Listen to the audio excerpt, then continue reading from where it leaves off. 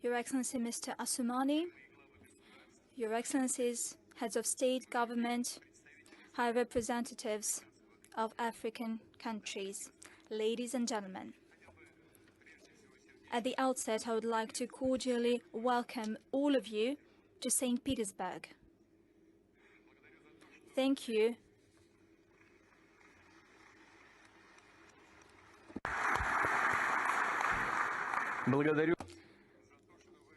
I thank you for accepting our invitation to visit us. In our country, you find yourselves among friends and like-minded people. The list of participants to the plenary session of the Economic and Humanitarian Forum is quite high profile. I believe it is emblematic that Russia-Africa Summit program begins with this important event. Its theme is Technologies and Security for Foreign Development that Benefits People. And it sounds indeed relevant. Certainly, we will discuss the whole range of financial, trade, investment, educational and social agenda items in connection to the dynamic changes that are happening in the world in digital and information area. At the same time, the main focus would be on strengthening the prosperity of our citizens, improving their living standards and addressing urgent issues. Let me note that the sectoral sessions of the forum on energy, logistics, transport, agriculture, finance, healthcare provide a platform for many useful and constructive discussions. Promising ideas and proposals are being considered on new mutually beneficial joint projects, specific practical arrangements and commercial contracts. Africa's potential is clear to everyone. For instance, average annual GDP growth rate of Africa over the past 20 years, 4.5% per year, has exceeded the global rate. The population is moving closer to 1.5 billion persons. It is moving faster than anywhere in the world. It is significant that the increase in middle class that shapes the main demand for modern trade a demand for modern goods and services outpaces similar indicators in the majority of regions. Russia, namely its officials, business community, and the public, is sincerely interested in further deepening versatile trade and investment, as well as humanitarian ties with Africa, which meets the demands of all our states. It helps bring about sustainable growth and prosperity. Let me note that following last year, Russia-Africa turnover reached 18 billion USD. This is one of the clear results of Sochi Russia-Africa Summit. I'm confident that together we can, in the near future, increase trade more drastically. And by the way, over the past 6 months of this year, the volume of export-import operations with African countries has increased by more than a third. Structure of trade looks pretty good. Over 50% of Russian supplies to Africa are machines and equipment, chemical products, as well as food. We understand the importance of seamless food supplies to African countries. It is important to ensure social and economic development and to maintain political stability. That is why we have always paid special attention to supplies of wheat, barley, corn, and other grain to our African friends, including as part of a humanitarian assistance within the UN World Food Programme. Dear friends, numbers speak for themselves. Last year, trade in agricultural goods between Russia and African states grew by 10%, amounting to 6.7 billion USD. In January-June this year, it grew by another record 16%. Russia exported grain to Africa in 2022, 11.5 million tons. Over the past 6 months of this year, over the past 6 months alone, we exported almost 10 million tons. And it was possible even despite the illegitimate sanctions imposed against our export that significantly impede the supplies of Russian food. They make transport, logistics, and insurance, as well as banking payments, harder. The situation is paradoxical. On the one hand, Western countries get in the way of our grain and fertilizer supplies. On the other hand, they, let me say directly, they hypocritically accuse us of the current crisis situation on global food market. This approach was especially visible during the implementation of the so-called Green Deal that was concluded with the participation of the UN Secretariat. Initially, it was aimed at ensuring global food security, decreasing threats of famine, and providing assistance to poorest countries, including countries in Africa. However, over almost a year of the so-called deal, overall 32.8 million tons of cargo was exported from Ukraine, of which 70%, dear friends, were supplied to high and upper middle income countries, including and first and foremost the European Union, whereas such countries as Ethiopia, Sudan, Somalia, and a number of other countries, mind you, accounted for less than 3% of the overall volume, less than 1 million tons. Russia opted to participate in this, so to speak, deal, bearing in mind that it has the commitment that illegitimate impediments will be lifted for the supplies of our grain and fertilizer to global markets. Let me state that this is what the assistance to developed poorest countries is about. But actually, it did not happen. None of the conditions of the deal that had to do with the lifting sanctions from Russian export of grain and fertilizer to global markets has been implemented. None of them was implemented. Obstacles were made for us. And by the way, we've just met with the AU leadership and we talked about that. Impediments were made for us to provide free of charge mineral fertilizers to destitute countries. Out of 262,000 tons of such fertilizers that are stranded in European ports, we've managed to send only 2 batches, 20,000 tons to Malawi and 34,000 of Kenyans. All the rest remained in the EU, and that has happened despite the fact that we're talking about purely humanitarian campaign that should not be subject to any sanctions whatsoever. Well, somebody think that they do not want Russia to enrich itself, to invest this money to military means. But this was about free of charge supplies to poorest countries. Given all these factors, we refused to further extend the deal. I've said that our country is ready to make up for the Ukrainian grain, both on commercial basis and free of charge, to those countries in Africa that are in dire need, especially since we expect a record high harvest this year. As for the specific details, I should like to say that in the near months, 3-4 months, we would be ready to provide to Burkina Faso, Zimbabwe, Mali, Somalia, the Central African Republic, and Eritrea.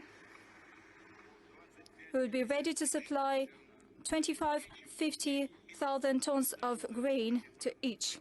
We'll ensure free shipping of this cargo. Probably several other indicators would be of interest. Over the past agricultural year, Ukraine has produced some 55 million tons of grain. Export amounted to 47 million tons. It's not a little indicator. Out of this, wheat accounted to 17 million tons. As for Russia, Russia harvested 156 million tons of grain. 60 million tons is something that we exported, out of which 48 million tons is wheat. The share of Russia and global wheat market is 20%, with Ukraine accounting to less than 5%. That means that it is Russia that is making a significant contribution to global food security. It is a big and responsible international supplier of agricultural goods. Those who claim that that is not the case that the ensuring of the so-called grain deal of Ukraine, they are simply twisting the facts. They are telling lies.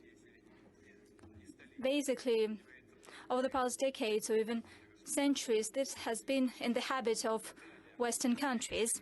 Our country would further, through its humanitarian supplies inter alia, would support the countries in need and the regions in need. We are actively participating in shaping a more just system of resource distribution. We spare no effort to prevent global food crisis. In principle, we believe that if it applies the relevant agrarian technologies, if it duly organizes agricultural production, Africa in the future could not only feed itself and independently ensure its food security, it could also become an exporter of various types of food. For its part, Russia would only support that. Let me assure you of that. Yesterday, with colleagues during bilateral meetings, we covered these topics, and African colleagues told me that they had opportunities to produce food. They need technologies and support.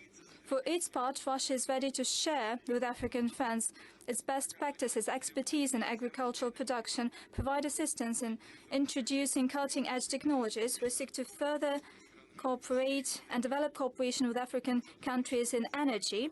This cooperation is building on rich experience. Soviet and Russian experts for many years have designed and built key energy hubs in Angola, Egypt, Ethiopia, and other countries of the continent with total capacity of 4.6 gigawatts.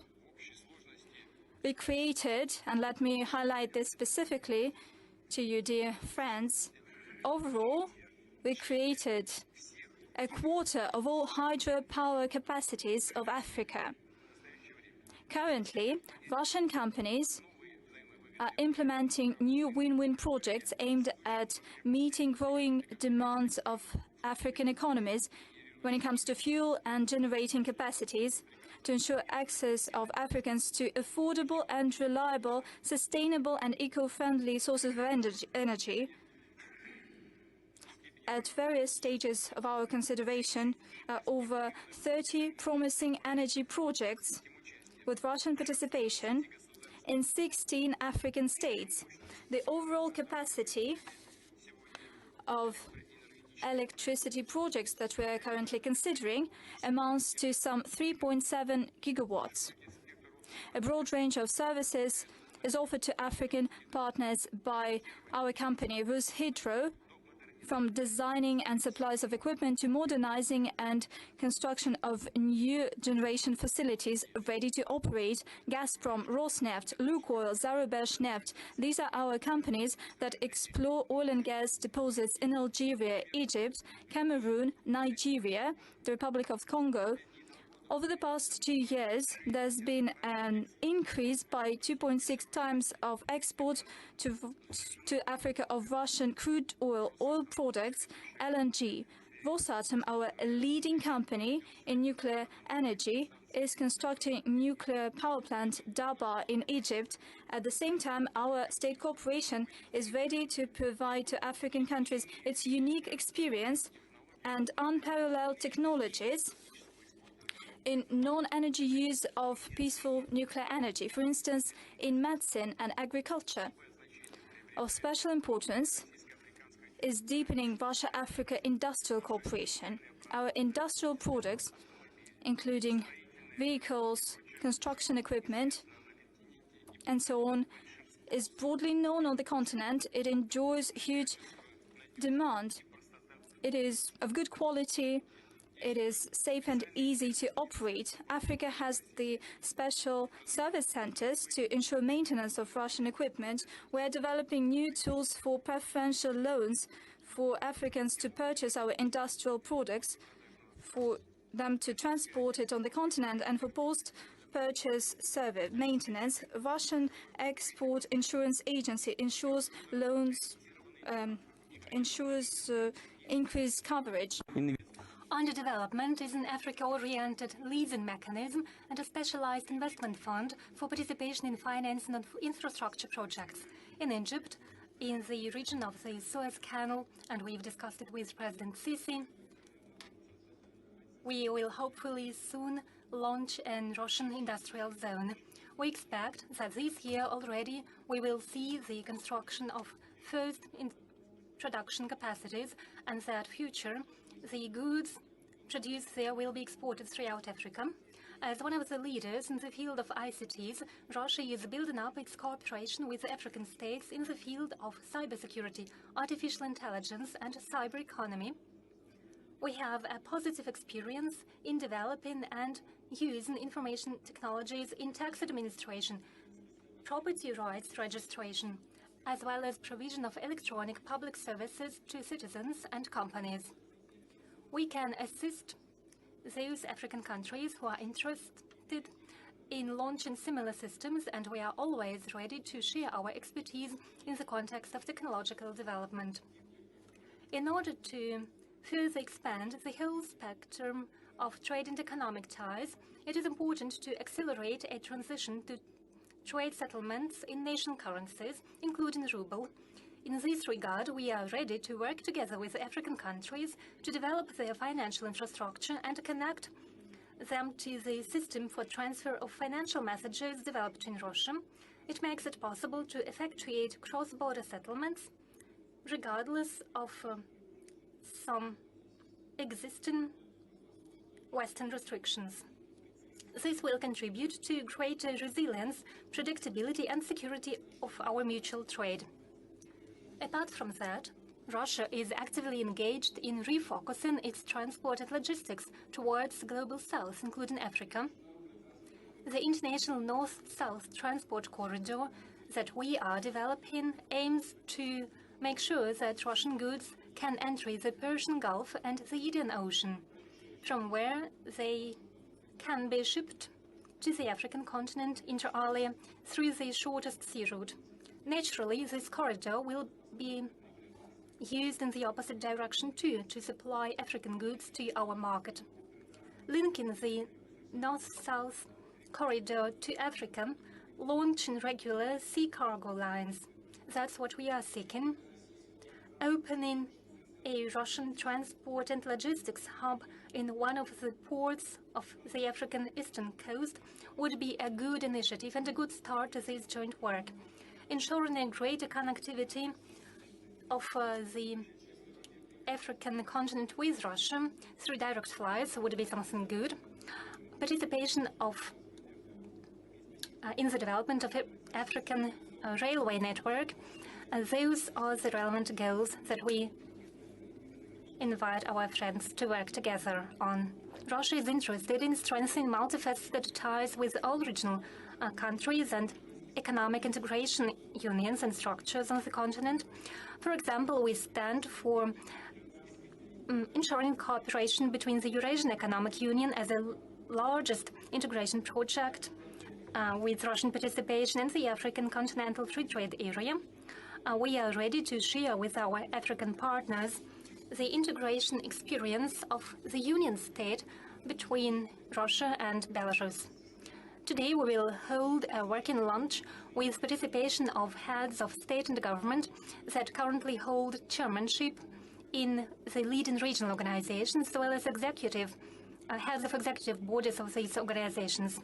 We intend to offer our African partners our expertise in such important integration issues as lifting restrictions within a common market, the functioning of free trade areas, and pursuing coordinated agricultural, industrial, and other sectoral policies. I'm confident that comprehensive cooperation on a bilateral and multilateral basis will make it possible to enhance the economic ties with Africa in a qualitative and quantitative way. On a separate note, I would like to highlight that essential contribution to the build-up of economic and humanitarian cooperation was made by bilateral intergovernmental commissions. However, the Russian Federation only has it with 1 in 3 countries on the continent, with 18 countries out of 54 countries. In this regard, we offer those who haven't done so yet to consider establishing such a commission with our country. We are prepared for this. And we are also ready to expand the network of Russian trade representations operating in Africa to increase the number of economic advisors and attachés working in the field of agriculture, education, science, and ICTs. Dear friends, we will continue to pay closest attention to enhancing cultural, academic, educational, sports, and youth exchanges between Russia and African countries. In this field, too, our country has a lot to offer. Naturally, a traditional field of Russia-African cooperation has been training of high-qualified specialists. Right now, at a meeting with the heads of African Union, we have discussed this topic. Today, almost 35,000 students from Africa are being trained in Russian higher educational institutions, and this number is growing year by year. The quota for African students whose education is financed from federal budget has increased by 2.5 times over 3 years, and it will reach 4,700 students for the next year. We plan to open subsidiaries of leading Russian educational higher institutions in Africa. There is close cooperation with African educational institutions within the Russian-African Network University. In the lead-up to our forum on the 26th of July, St. Petersburg Mining University hosted the signing ceremony of a treaty to establish a consortium between Russian and African technical universities entitled the Subsoil of Africa. It will envisage joint education of specialists in the mining sector. I think it is a very important and interesting sector. We will further assist our African friends in developing not only the college but also general and vocational education. We are ready to train teachers, curators, and technical specialists for school and vocational schools, to establish joint schools for which we already develop adjusted methodological papers that are a convergence of Russian and African national educational programs. We invite you to consider creating Russian language schools in Africa. I'm confident that implementation of such projects, the learning of Russian language, implementation of high educational standards of our country will lay a solid foundation for further development of mutually beneficial and equal cooperation. Next year, the International Russian Language Organization will begin its work. It will be open for all countries to join those countries who love and want to use the Russian language, where they love and have an interest for Russian culture. We invite African partners to join this work. In 28 countries of Africa, we have launched a project to start open education centers for training for teachers of preschool institutions, as well as primary and high schools. To this end, we expect to significantly increase the number of African students in Russian pedagogical educational institutions. Right now, over 10,000 African students currently staying in Russia are being trained in the field of medicine. Healthcare and fight against epidemics are important fields of Russia-Africa cooperation. Let me remind you, Russia was one of the first to help African countries during the COVID pandemic. We donated millions of Russian test systems to African states. Together with South Africa, we conducted research of new strains of this hazardous virus. Throughout the past months alone, we donated 2 Russian mobile labs to the Democratic Republic of Congo. We continued equipping the Russian Guinea Center for the infection study in Kindia,